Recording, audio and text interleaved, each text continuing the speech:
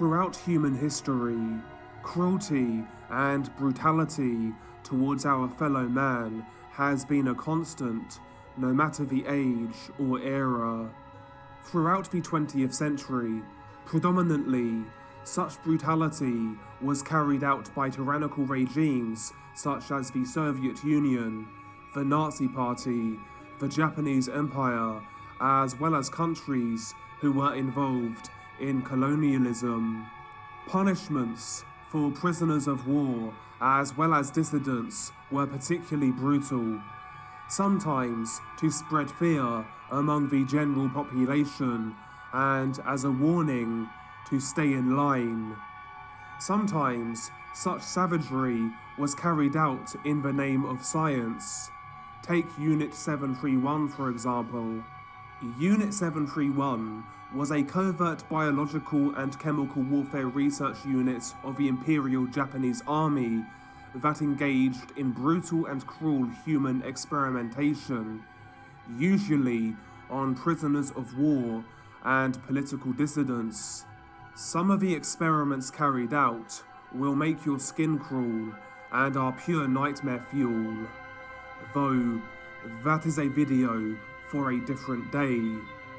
In the 21st century, such tyrannical governments still exist and are carrying out similar atrocities as we speak, though many of the gruesome videos covered on the channel of course stem from the failed war on drugs.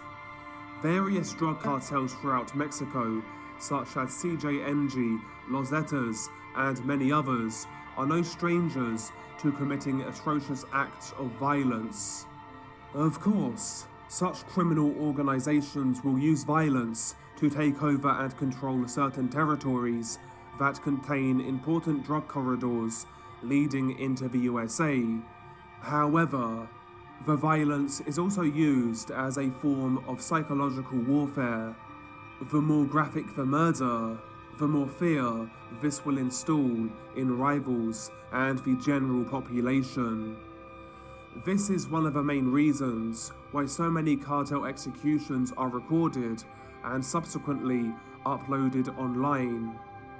Recently, CJNG in particular have utilized this method and have uploaded some of the most heinous execution videos on social media. If there's a million ways to kill somebody, well, a drug cartel will find 1,000,001 ways to kill someone. How you feeling? It's a bittersweet thing. They're better off now, but still, every single day, thousands and thousands of people are buying these shows in the United States, and the money's coming over the Philippines in millions of dollars. We could show you the lists of payments, and it would tear your heart out, seeing that every single payment means that a child is raped.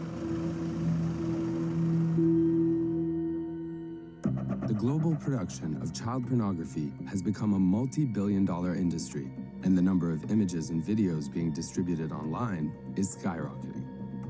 One of the biggest markets for this illicit material is the US. So each pin represents an individual IP address where child pornography files are being shared within the last hour. So this is right now? This is right now, and this will keep going. It's not stopping. No, it won't, and it won't. It'll literally cover the whole country eventually. Analysts here comb through vast quantities of sexual abuse imagery, looking for clues to identify perpetrators and victims. In 2015, they analyzed more than 7,500 terabytes of data, or the equivalent of almost 100 years of video. Despite advancements in technology to track, to identify perpetrators, which they are doing, and believe me, there are in the Western world swathes of officers who spend their lives looking at reprehensible pornography content to ensure that children are saved from their abusers. Now, according to the Internet Watch Foundation 2021, it was the worst year on record for online child sexual abuse. The Internet Watch Foundation have found that in 2021, it was the worst record for online child sexual abuse. And they said that lockdown saw a drastic drastic increase in online grooming because millions of young kids stayed indoors. They spent more time online. They were encouraged to be online.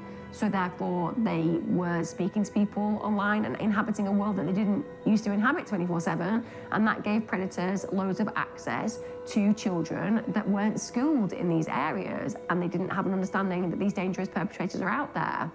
It also saw a 3-fold increase in online sexual abuse imagery, featuring, in particular, 7 to 10-year-olds.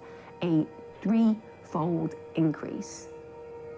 252,000 URLs containing images of or videos of children being sexually abused were compared to previous year, 153,000. So that's the leap in those URLs containing those images. There were also a significant increase in self-generated material. This is where, as I said very earlier on in the video, children are actually manipulated into basically recording their own abuse, and then that gets shared online. Online abuse is occurring on an industrial scale. Make no bones about it. It is industrial. It is big billion-pound business. And these men, and they are mostly men, there are women, but they're mostly men, are making a fortune out of the devastation, degradation, torture, abuse, and at times murder of little girls and boys. Interpol actually analysed a random selection of videos and images from its International Child Sexual Exploitation Image and Video Database. This database is basically an intelligence and investigative tool compiled by specialised investigators, and they come from more than 64 countries, so it's very, very comprehensive. And a subsequent 2018 joint report by Interpol and ECPAT, which is the International End Child Sexual Exploitation, identified the following alarming trends together. These agencies discovered that the younger the child, the more severe the abuse. So 84% of the images contained explicit sexual activity. More than 60% of the unidentified victims were prepubescent. That's including infants and toddlers. 65% of unidentified victims were girls, and severe abuse images were likely to feature boys. So the more severe were more likely to be toward boys. 92% of the visible offenders were actually male. So the offenders who were involved in that were massively disproportionately male.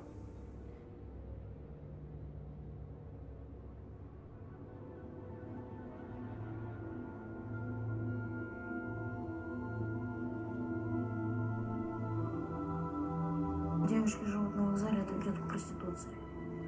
И часто это заканчивается беременностью. Они отказываются от детей, и дети опять становятся такими же, как они были в детстве.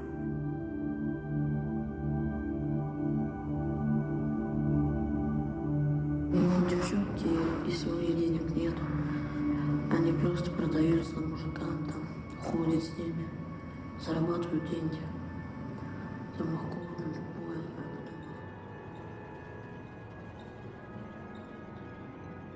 Over time, Sylvia became a sort of plaything for Gertrude's children and other neighbourhood kids. They would come to the house just to beat her up or torment her in some other kind of way. Sometimes they would push her down the stairs for fun. Gertrude would tell kids that Sylvia had been spreading lies about them and then invite them round to the house to exact their revenge. She would also make Sylvia perform stripteases in front of the other children. Boys would pay 5 cents apiece to see Sylvia strip for them. On at least 2 occasions, she was made to masturbate with an empty Coke bottle in front of a crowd of neighbourhood children. So Junko kind of accepts quite quickly that this is just going to be her life now. And then for the next 38 38 days, Junko sat in Shinji's house and was repeatedly raped and tortured every single day. It was estimated around 400 times during those 38 days. She was also beaten multiple times a day as well as starved, and she wasn't given any clothes, so she was naked all the time. The boys would force Junko to sleep on the balcony some nights in the freezing cold. They would also tie her wrists to the ceiling and use her as a punching bag as a way to beat her. And also over the next 38 days, she was burned with cigarettes, forced to dance to music naked in front of them, and inserted many objects inside her, like scissors, bottles, light bulbs, etc. They also tore off her left nipple with pliers. She was forced to drink her own urine, eat her own feces, and live cockroaches. There was one point where they even poured lighter fluid on her and lit her on fire, so she had third-degree burns all over her body. They lit fireworks in her ears, genitals, and mouth. She had heavy weights dropped on all parts of her body, including her fingers, stomachs, and legs, which led to breaking them. And those are just some of the things that they would do to her on an everyday basis, treating Junko as not even a person, just a toy. And even in the beginning of her captivity, after being beaten like this every single day and starved, they had actually beaten her so badly that she couldn't even breathe out of her nose. She was taken to an upstairs bedroom where there was a bed frame that had been turned upside down, so it was just the wooden slats that were exposed. Suzanne was then gagged, blindfolded, and forced to lie spread eagle on these wooden slats, and she was then tied to these wooden slats with electrical cord. And then for the next 4 days, Suzanne was left tied to this bed. No food, no water, no toilet breaks, and she was subjected to some of the most inhumane torture imaginable. She was whipped, beaten, burned. The group would even put out their cigarettes on her face. And as soon as Suzanne showed any signs of passing out, the group would inject her with amphetamines to wake her back up. And they intentionally used these drugs so Suzanne was awake for the whole thing.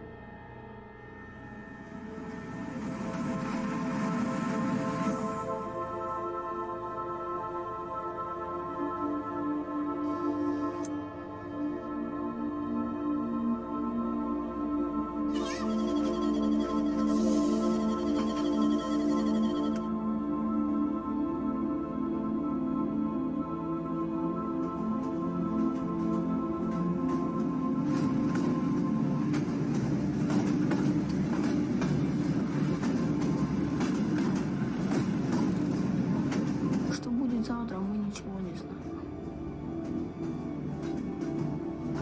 Что на вокзале? На вокзале вся живешь, пока молодой. Крутись, вертись. Нормально. А старый будешь куда? Бомжом умереть, что ли? Водку пить, валяться там.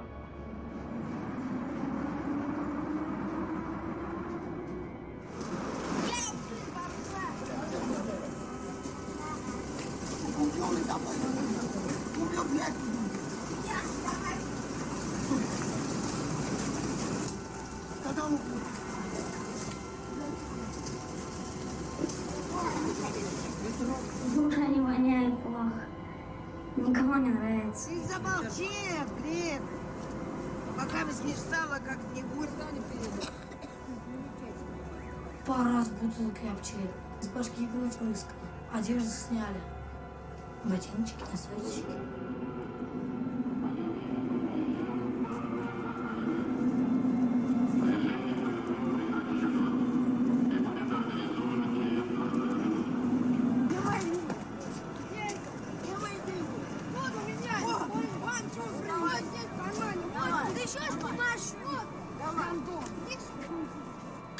Шапку у меня есть. Туда бутылку кладу.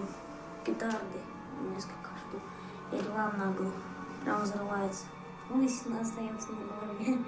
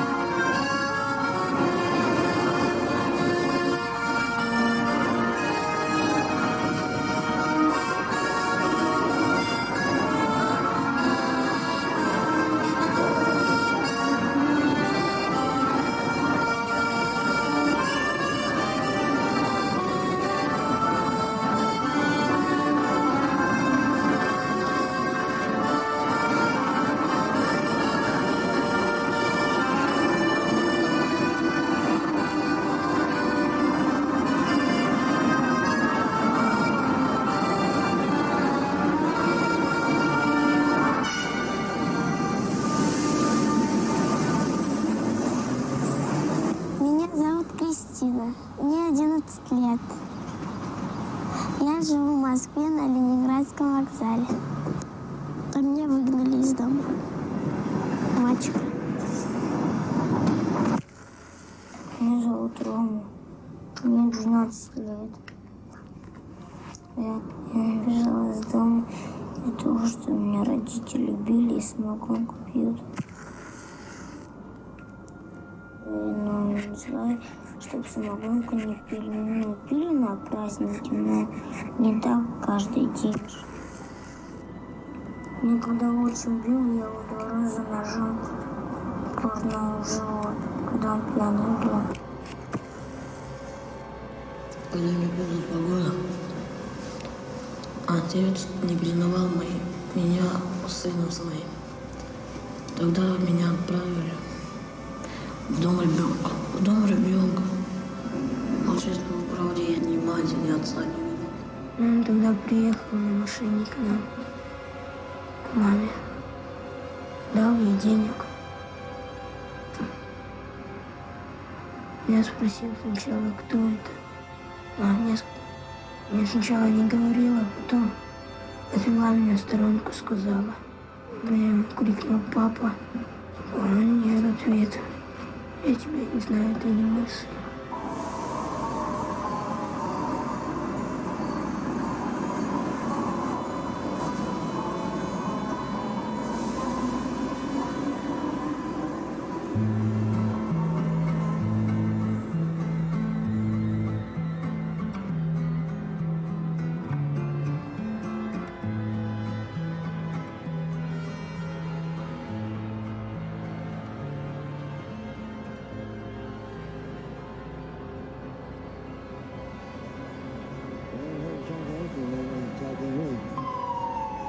Alarm bells are sounding in Philadelphia about trank. You'd see people kind of like walking around looking like animals when their knuckles are touching the ground. Now Art El Malik's hands and knuckles are swollen to 3 times their natural size from exposure to the animal sedative xylazine, street name trank. When I was leaving, some had took samples, and that's what got me stuck on that. Samples are pretty dope.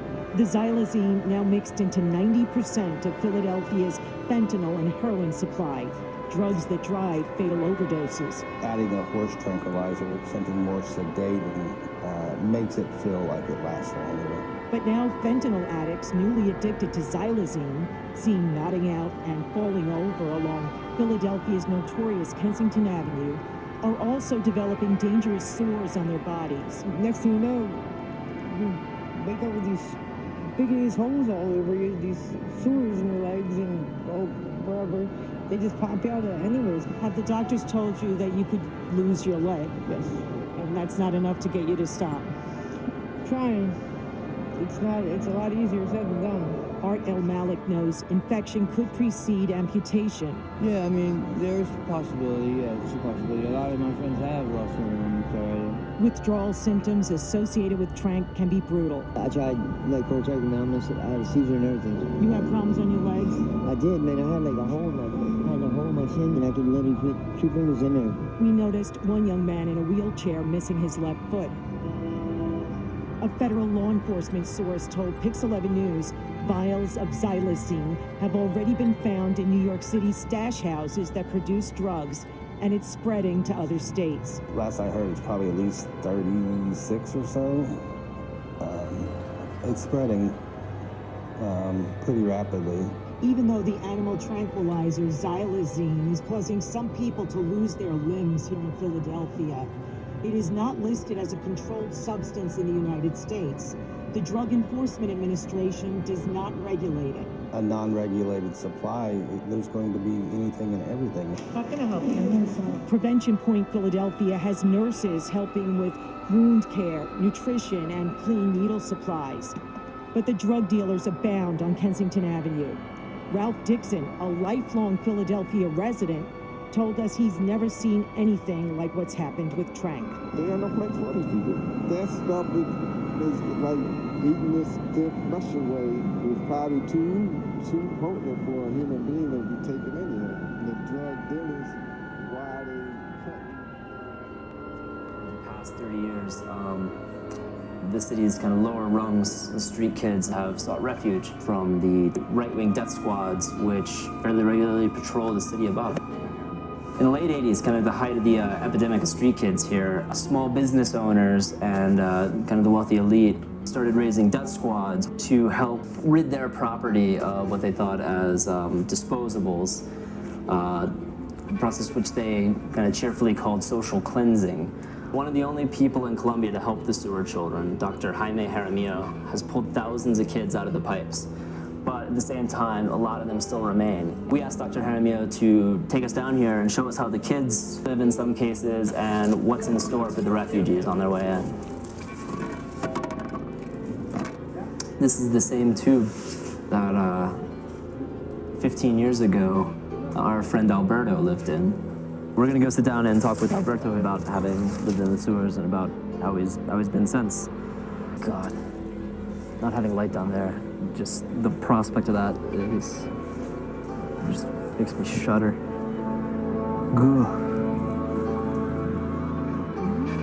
Vivir en la calle es como huirle a la muerte todos los días. Yo me fui de mi casa cuando era apenas un niño, tenía 7 años, había mucho maltrato, mucha violencia en mi casa. Yo viví durante 2 años casi en las calles y luego sí posteriormente conocí las alcantarillas. En la época que yo estuve en las calles hubo unos escuadrones que se llamaban los escuadrones de la muerte, eran encapuchados que entraban, llegaban en las noches, pasaban en carros y cogían y mataban a los gamines. Entonces, por esa razón, nosotros teníamos que huir a estar dentro de las alcantarillas. Realmente, cuando tú estás ya dentro de una alcantarilla, es como al nivel más bajo que puede lograr llegar un ser humano, porque allí se pierde todo. We're getting suited up. We got these fishing waders. This almost seems like it may even be a little excessive, but I guess considering what we're about to do, better safe than coming down with cholera or something. Dr. Jaime is going to give me acupuncture now to help my immune system. I hate needles. With you, we're working the immunological system.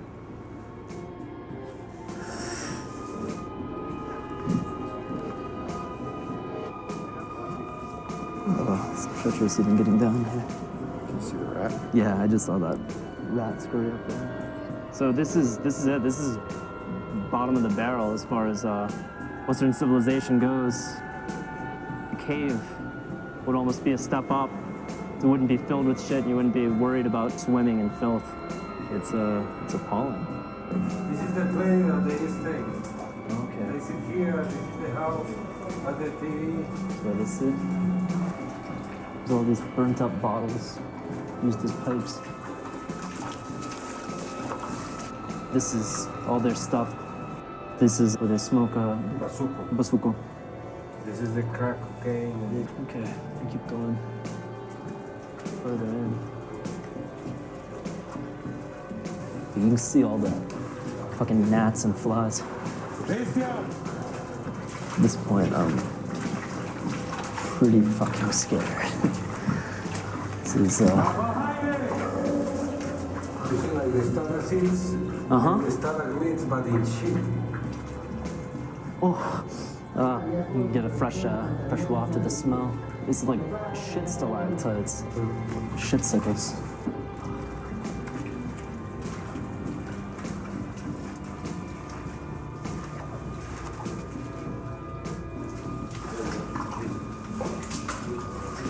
They're smoking out of bent-up cans. They're right behind us. They don't want it to be filmed though, because they're worried about the police finding out where they are. They're sitting on like the little table.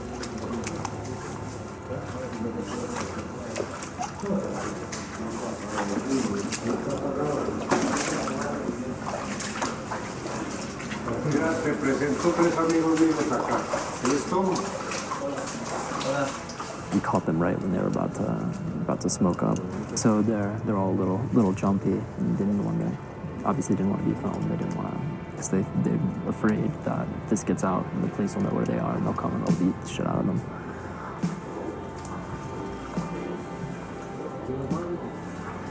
It's fresh shit.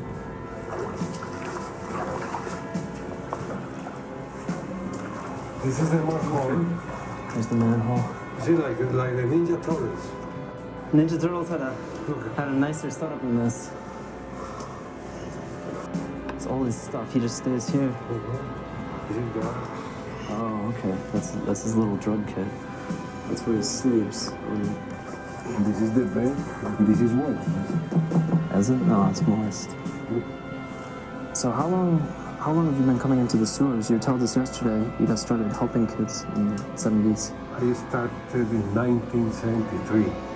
I was astonished and I couldn't believe that human beings, they could live like that. And unfortunately, those children, in order to eat, they had to steal. In order to steal, they had to use drugs. And it's a vicious circle.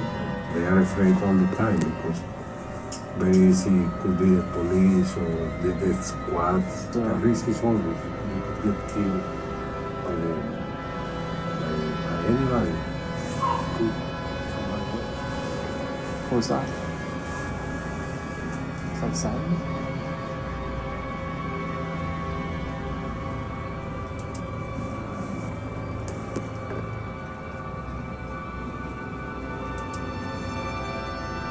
Christian!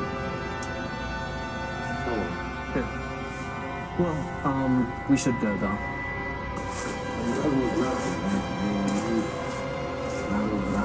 Uh-huh.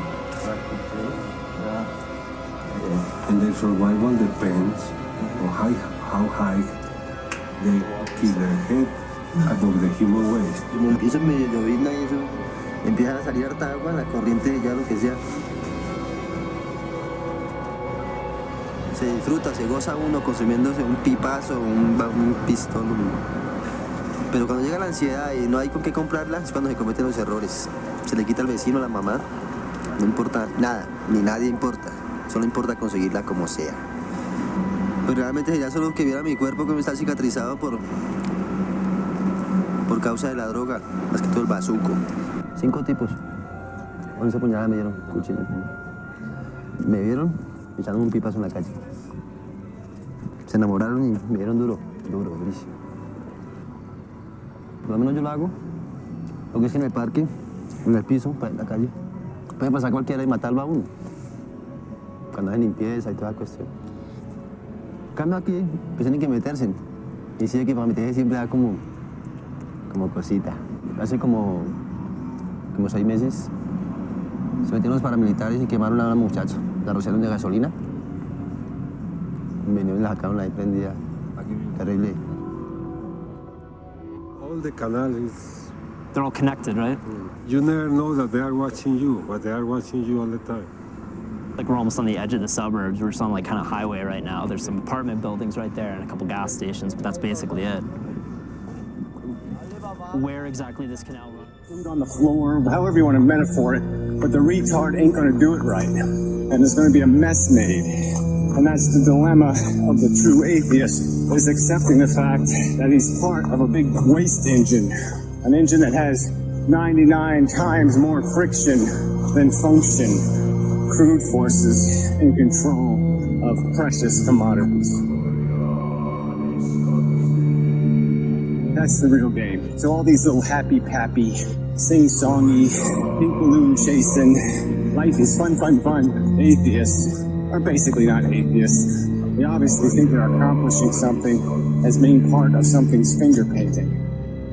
We should be awestruck at 4 billion years. We should be contemplating the idea of these organisms eating each other. All the wrong ways things could have gone. I mean, the world still could be dominated by dinosaurs. It wasn't for a stupid meteor impact. There'd be no grace or beauty or dignity or art. It'd be a crude, dirty, ugly, it'd be a bug planet. Okay, that's what it would be. Life isn't all anything. It's a whole pile of shit that happens over years. That's the way we live a life, over a period of years. We know where 99.999% of life has been for the whole history of life on Earth. And hasn't been contemplating the universe, hasn't been doing any of that crap. Tiny, tiny fraction, 1 grain of sand in a whole beach of time has been spent by human beings in the history of life, doing this high-minded conversation about how joyous and wonderful life is. Life is a reproducing and replicating piece of DNA. A piece of DNA 4 billion years ago, through some mechanism, was rendered capable of reproducing itself. And that has just continued and continued and continued in all these manifestations for no rhyme or reason, to satisfy no purpose, to accomplish no destiny, to do none of that. It's just an accident of biology, of chemistry, to create what we call biology. If you take the broad picture of history, it's pretty dismal, okay, because we really haven't demonstrated much capacity to escape this idea that we're going to solve problems with violence. And that's going to be a real problem. As this technology gets better and better, we have drones, and we have robots, and we have all this other crap. War is going to get insidiously messy. Conflict is going to get insidiously messy. Even these microbes and things can be incredibly destructive. You've got all kinds of weapons that are going to be out there in the hands of people full of hate. And we haven't demonstrated any capacity to do anything to fix this hate problem. So, yeah, you should be a little pessimistic. I think pessimism is the rational perspective. It's all about these ideas anyway. It's about what you fill your brain with. Whether you're filling it with nonsense and rubbish and wishful thinking and daydreams about a wonderful DNA ride, or a recognition that it's not a ride. It's a dumb molecule doing biological experiments. You can see the reality of evolution. Yeah, it basically blows up the God theory. It blows up any kind of contrivances attached to that. So blow it all up and start from scratch and realize what we are.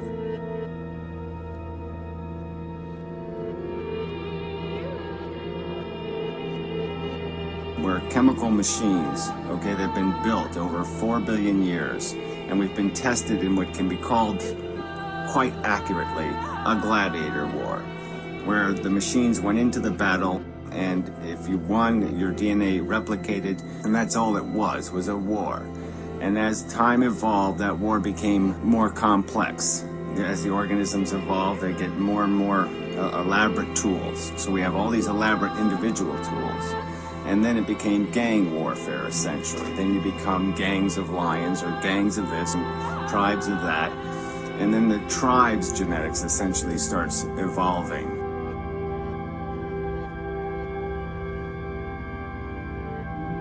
Call it what it is, okay? There's exploitation all over the place. To talk about this adaptation niches and this balance crap, it's just a lie, okay? There's winners and losers in disgracefully uneven proportions on this planet. You know, to sit there and glorify the mechanism of gladiator war, okay? Fight for no good reason.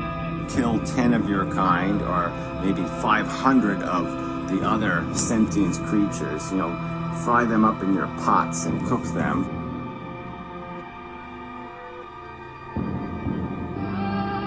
Evolution is a story. It's not a good story. It's a story of a forced march. 4 billion years of little machines struggling to trip the other guy, to fuck the other guy over, to eat the other guy's guts. I mean, there's organisms all over this planet right now whose only mission is to dig a hole inside of you and to eat your fucking brains.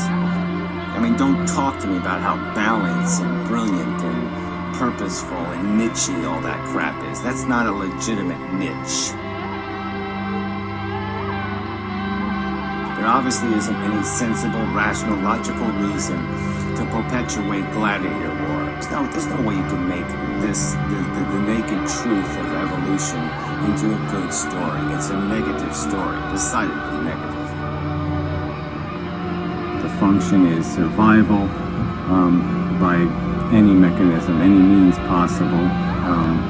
Whatever can happen, can happen. No umpires, no rules, just a blood sport, and for nothing. Nothing in the end. Just a raised hand, I win, you die, and it's a crude and stupid game. But our intelligence only exists because it was a scheming tool, because it made us better at stealing star energy from other organisms. And that's the only reason why it exists.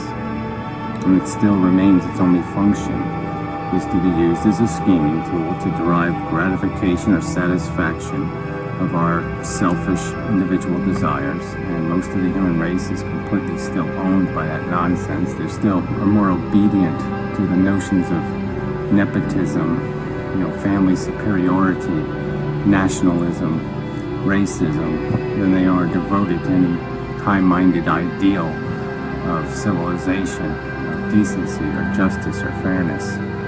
Life is a sad and tragic story in nature, and humanity has done nothing to write a better chapter in the life book. We've disgraced our intelligence, insulted it, brutalized it, perverted it to sick and depraved purposes. And it's all over our culture, all over our economic systems, all over our entertainment. We are American Idol at the core. We're just crass and stupid and superficial. And again, it's at this price of the suffering. I could go on for the suffering forever. You could explain, describe the horrible death that we'll meet. That will be the fate of most living sentient creatures. There will be a last gasp. There will be a long, hard, nasty, ugly road to that last breath. And as long as people aren't in that sinking boat at the moment, they're just going to party and pretend they're all yachting, even though they're on the Titanic. And the truth is written everywhere, if they'll open their eyes and look at it, that they're on a boat that's going to sink. It's just so obvious. Really, people are so far from taking any responsibility for dealing with what reality is, and all for a stupid purpose. To make a machine that goes into an arena and fights with other machines. To simply say, I win, and then die. So its sons and daughters can play the same game all over again. It's insidious.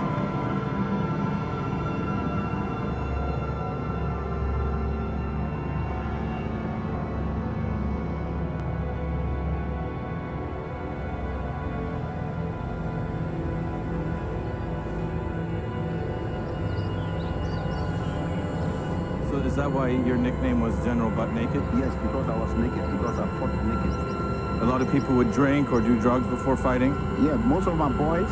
Yeah. Then we drain the blood from the innocent child and drink it before going to battle. So you kill the child? Yes. And then drink the blood? Yeah. I left it up on a temper, I'm gonna eat it. Lieutenant General Hunt. So what kind of war is this? Gorilla? World War II. It's World War III.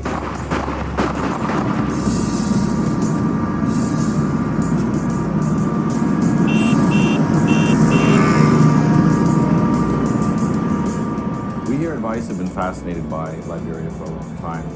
It's America's first and only foray into quasi-colonialism in Africa. It started as a Back to Africa movement for freed slaves.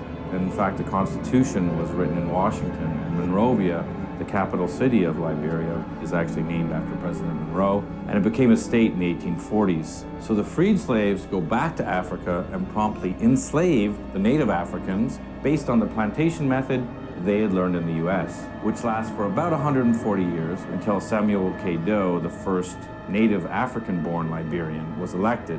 But this doesn't last very long. Why? Because an American-educated, and some would say American-backed, rebel leader named Charles Taylor and his buddy Prince Johnson came from America and overthrew him. We are not a military group here. I'm not a soldier. What we seek to do is to destroy these military dictatorships around Africa. And that's that Charles Taylor virus.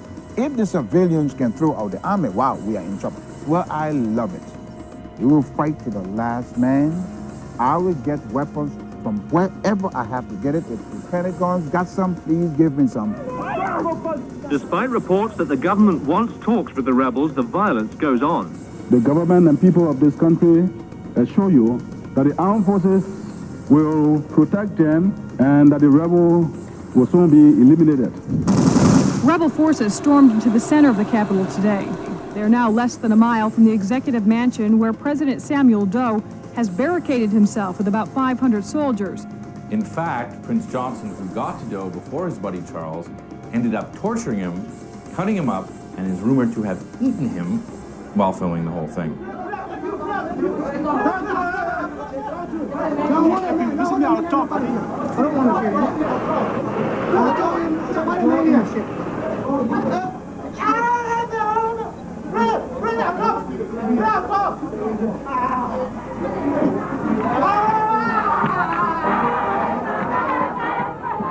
So Charles Taylor finally gets elected with a campaign slogan that reads, "He killed my ma, he killed my pa, but I'll still vote for him."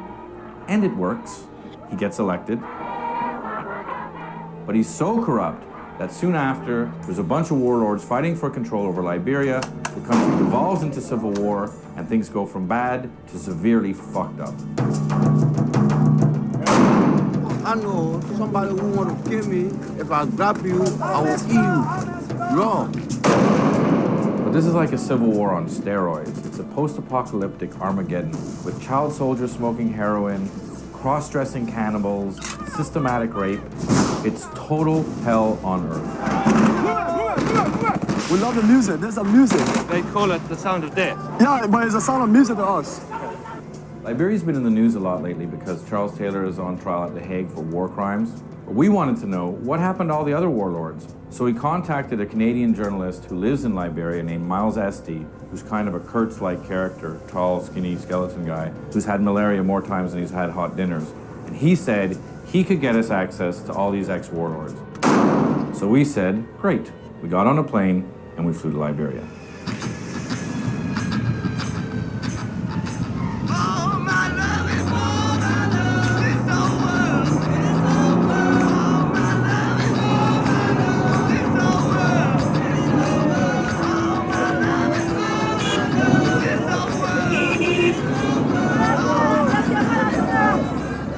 When you first get to Monrovia, the first thing you think is, it's really hot. It's really hot, it's really poor, and it's totally chaotic. In fact, when we went to pick up Miles, he had just gotten out of the hospital with malaria. He gets in the car and he says, "Are you ready to go? We're going to Baboon Town in the red light district to meet our first general, General bin Laden."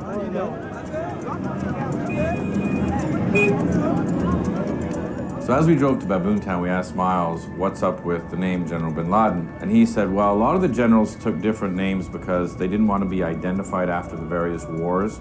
And these pseudonyms were meant to strike terror into the hearts of their enemies. So there's a General Rambo because he's scary. There was a General Mosquito because mosquitoes are terrifying because they bring malaria.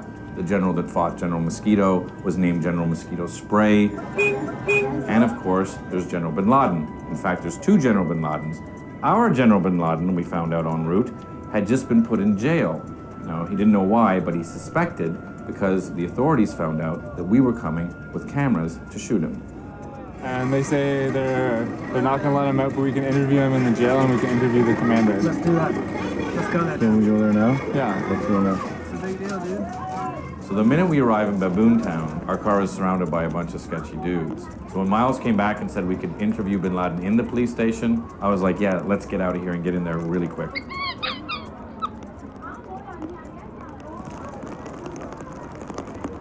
So we get into the police station and it's chaos. Some guards are saying you can go see him, other guards are saying you can't go see him, and we just have to sit there and wait. I like being in the police station. It's nice. Monkey. Little monkey. He's got herpes, I think, or something. Hi. What's wrong with the monkey? Why is the monkey here? What did the monkey do wrong? Why is the monkey here? We're in a police station in the middle of the red light district to meet General bin Laden and wondering why the monkey's here.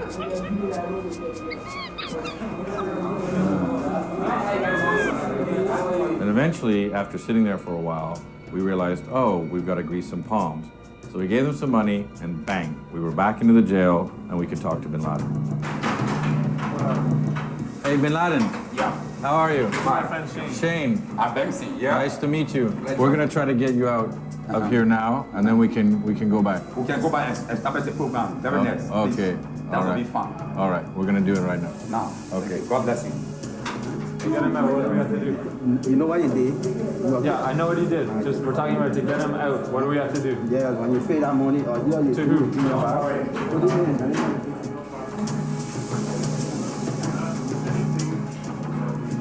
So we want to videotape this station without permission? Is that what we do? Yeah. If you did not get any permission from me to videotape my office? Okay, stop. It's off. The video's off. He's carrying. You're just holding it right now. Well, I hope that I have not been recorded here on air, but you know this is a criminal. Look, we're good people. We're good. Nobody's Nobody's recording anything. You just need to pay some cash for getting on. Sure, I can give him cash. Can we pay him and pay you a fine and then take him? Fine. Okay, great. That's good. Okay. Okay, let's go. Okay, let's go.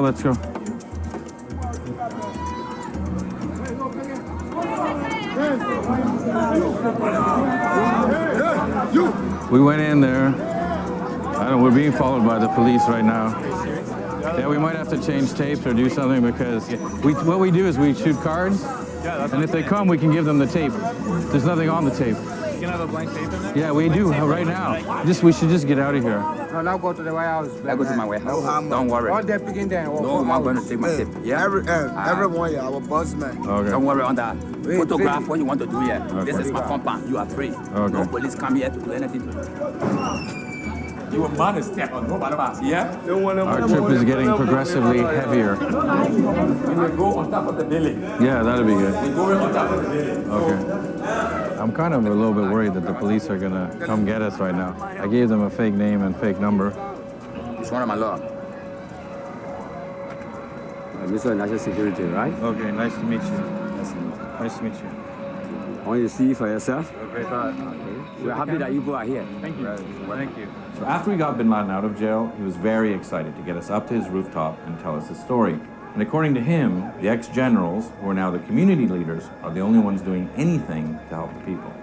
So maybe you could explain a little bit about, so first of all, you became known as Bin Laden during the war. During the war. And then after the war, now you're sort of trying to help people by carpentry and by karate. Karate.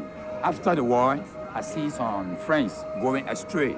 Yeah. You know, so long I was a general, I'm gonna make sure I bring them together. So Yeah. I do both carpentry and masonry.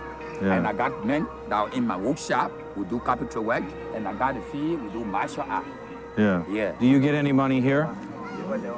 We do our own collection sometimes before we can have rehearsal. No, but the UN or the government doesn't give you any money. Nothing, the government does not give me no support. Nothing. The UN does not give me support. It's the first time meeting you people, Yeah. calling me and here getting information from me. We only need the government attention to And our program. is this area, this is red light here? It's a red light, Gorbachev. Yeah. This is red And light. is there a lot of crime in red light? Yeah, it's red time. This is red light. Red light.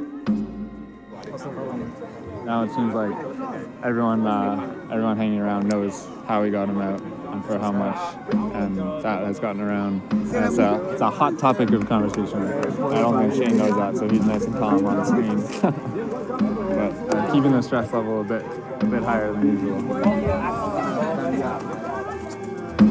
Look at Liberia. Look at Liberia. We can build a place. We don't expect this oldest country that was born under Christian principle. People should be in government office with blood under their hand. Let them open their mind and their heart to the country. Why should Mama Liberia sing in poverty? So Miles comes over, stops the interview, and says, "We have to get the fuck out of here now." And Bin Laden looks down and he goes, Yeah, those aren't my guys. You guys should really go. So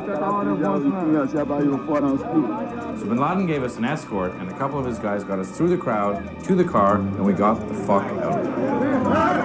Okay, let's go. Let's go. Holy fucking shit. But that was out of hand. We gotta get out of here. There was some heavy duty vibes there, boy. So after meeting and being freaked out by General bin Laden, we wanted to see what the UN and government were doing to rebuild Liberia. So we met a local journalist named Nagbe, and we asked him, and he said, "You want to see what the government and UN are doing? I'll take you to West Point."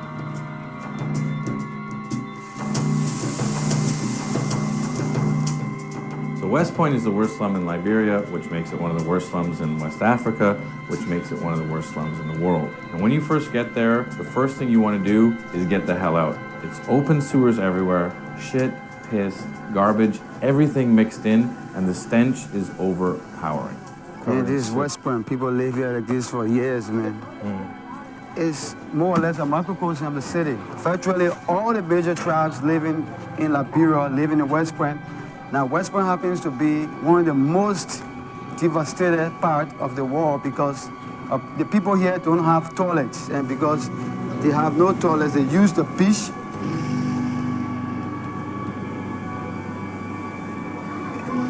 Oh, dude, it really stinks here.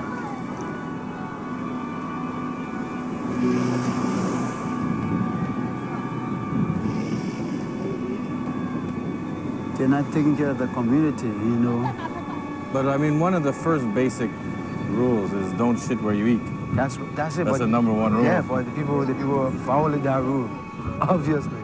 But the government has to do something about that. Seriously, I mean, but they're not doing it. The commissioner himself sometimes go on the beach and squat and shit with the people. So even in one of the worst slums of Western Africa, you see the cultural impact that America has there. All the kids are wearing Biggie or Tupac t-shirts. And in fact, one kid came up to us and said, "Hey, I'm a rapper. Can I rap for you?" And we said yes. And it wasn't about bling, and it wasn't about Cristal. Is getting busy, drinking blood from the body. Slim is the first, death is the last. Believe it or not, it's easy to attack. Every woman need a man, every hand's on the shoulder. Mother's Lauren was a born Liberian. She never had money, so she started sucking dick. A pretty young woman is another man's slave. Mother DeLorean had a paracord ears on her face. We step a signal killing bars. We step a signal killing girls. Yeah, we step a signal killing neighbors. Yeah, we step a signal killing everybody. And is there a lot of malaria in here? Lot. Needless to say, in West Point, health conditions are foul. Diseases everywhere. Malaria, infections, and AIDS are rampant.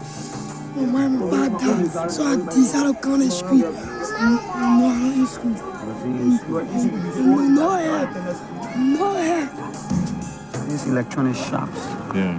They are just cover up. Cover up for heroin. For heroin. Wow. It's a big business. We heard stories that during the war, the rebels would go out in boats with diamonds and trade the diamonds for weapons and cocaine, and it was a lot of Colombians and Mexicans. It did happen here. We find it interesting because cocaine and heroin are very expensive drugs. So we were surprised to find heroin here. Usually in poorer countries, there's speed or meth or like things you can make. I feel all time Why coming is that? here. The Nigerians. Nigerians bring it.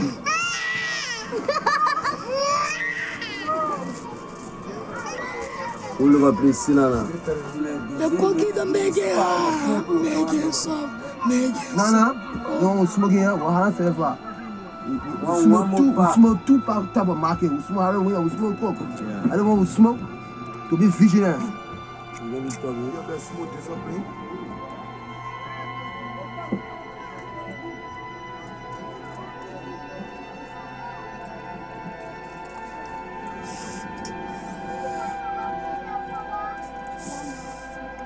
Pédant, non mais le mari sport.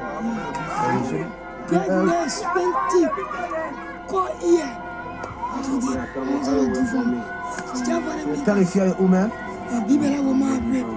Ou do anything to smoke. Canada give me a call.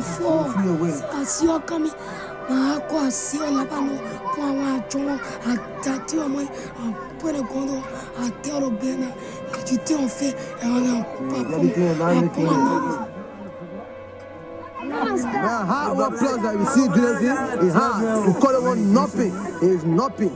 The man is nothing. Not called nothing. If you smoke the heroin our plus, you won't sleep. But you don't sleep. So which is nothing now. You want to smoke cookie now? No, I want to cookie to calm down now. We don't want to fly now.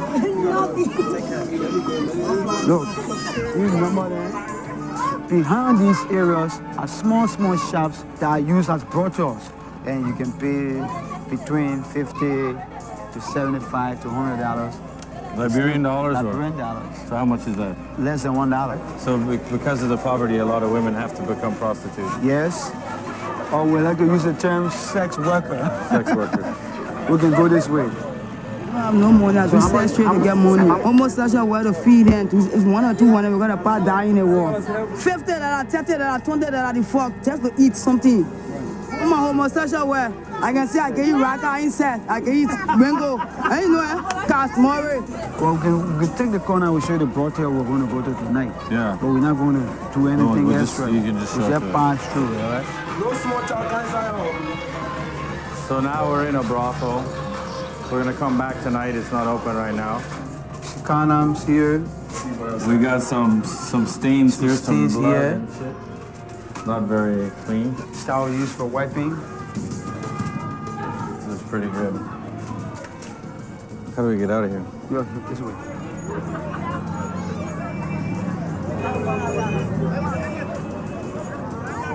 The legacy of civil war in Liberia is staggering.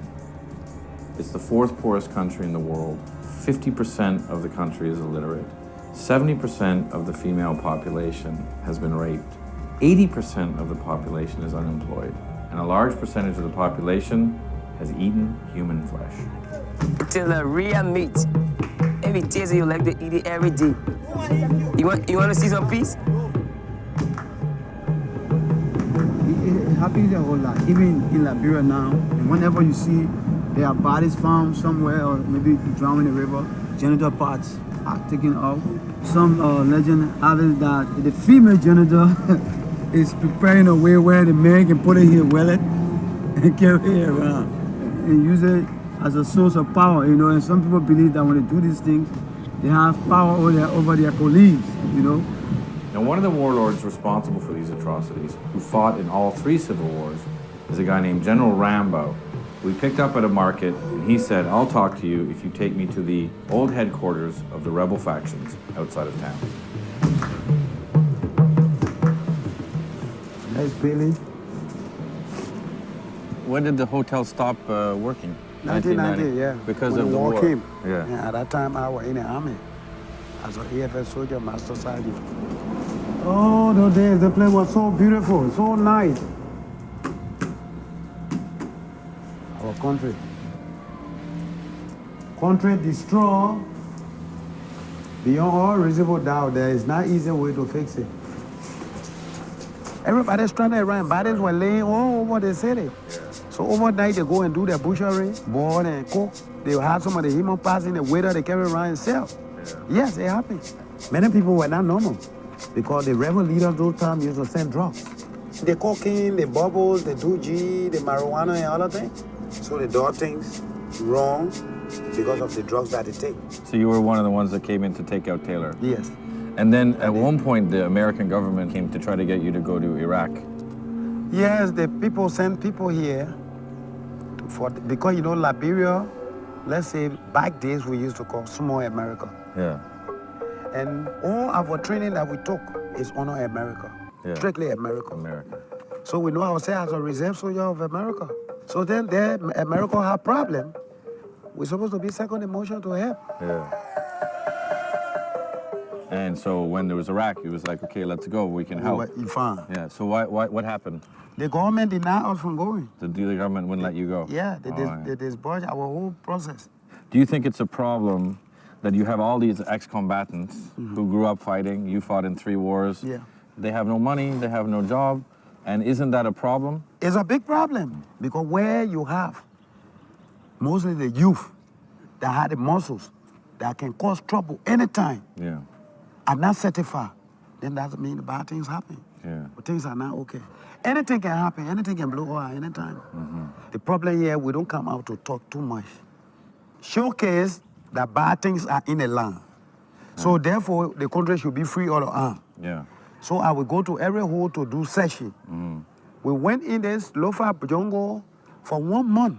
We went met people with muscle. They said they can launch the elephant with RPG. So they're still there with the guns? Yeah, they stay there with the guns. Yeah. The war is hot. So if the rebel forces wanted, they could take over tomorrow. In less than 2-3 hours. 2-3 hours. Sure. Wow. I'm an ambassador of war. Right. So if I see firing coming, that will not be part of it. I will be part. Because I can't look at no one kill me like that. Me, I'm a stress soldier, man. And I love to be soldier until I die. And do you think there's a possibility of that happening? Yes. When UN is not here, the possibility that it can happen. Yeah. Yes. So what Rambo is saying is, there's still plenty of guns in Liberia, and him, or someone like him, can take over Monrovia in 2 hours if the UN leaves. And the UN is scheduled to leave next year. And as we said our goodbyes to Rambo, we told him we were going back to West Point. That place, West Point, is dangerous. Yeah? Very dangerous. You're very lucky that you get out. They didn't carry the camera. You can still see the violence in them. No law and order in rebel activity. Cannibalism, chaos, killing, rape, everything. Everything.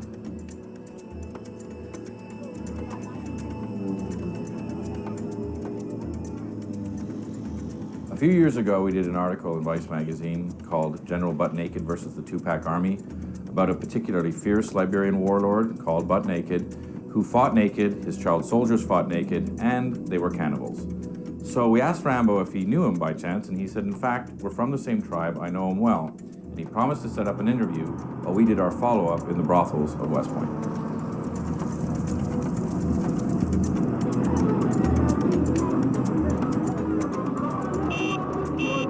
Driving into West Point at night is pretty freaky. There's no electricity grid in Monrovia, so it's pitch black. It's kind of like if a tree falls in the forest, does it make a sound? Like if a fucking van goes missing.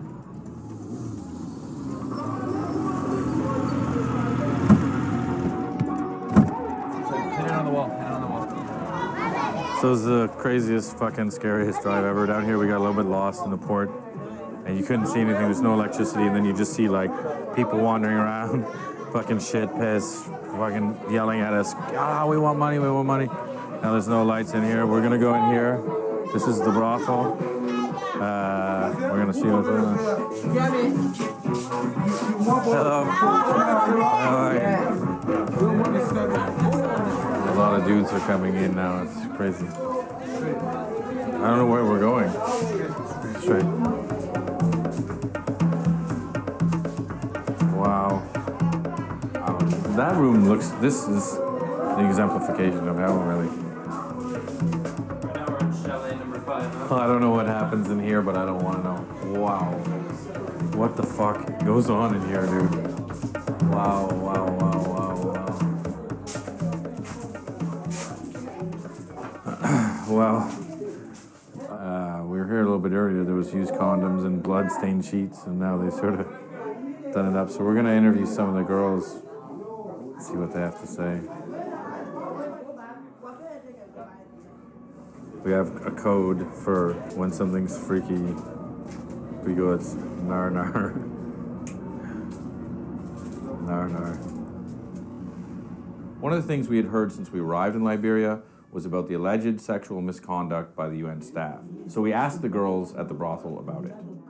I see UN guys having sex with small children. Have you seen it? Yes. They just have sex with you.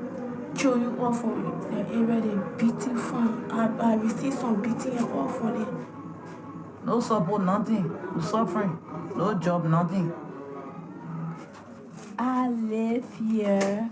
They call it paradise. Okay, paradise. I want you to give me a job.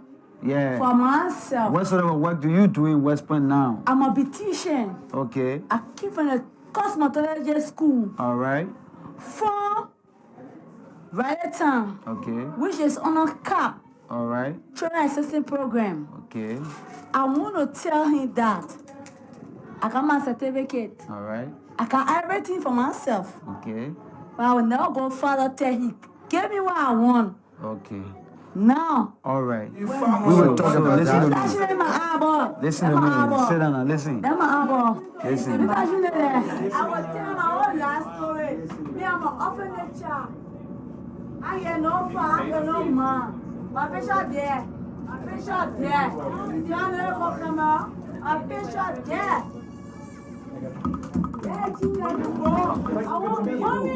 As soon as the girl started screaming, a bunch of heads popped into the room. And then when she started screaming about money, everyone was going, money, money, money, where's the money? And at that point, Nagbe said to us, you better get the hell out of here. So we sort of took off through the tangled alleyways and just tried to get back to the car.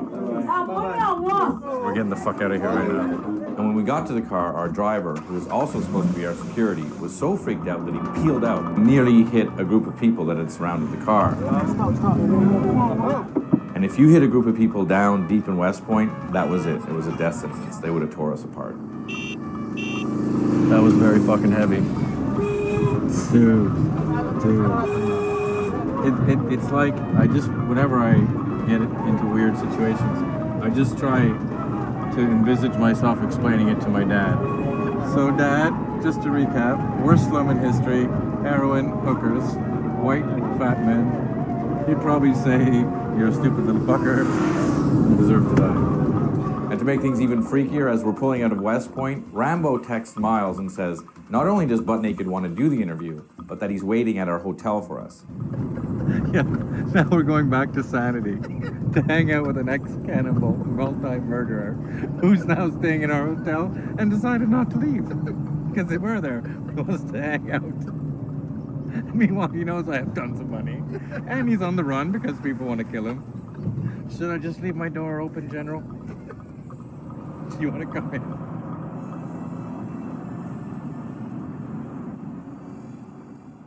You mentioned about sacrifices. Can you give us maybe an estimate how many civilians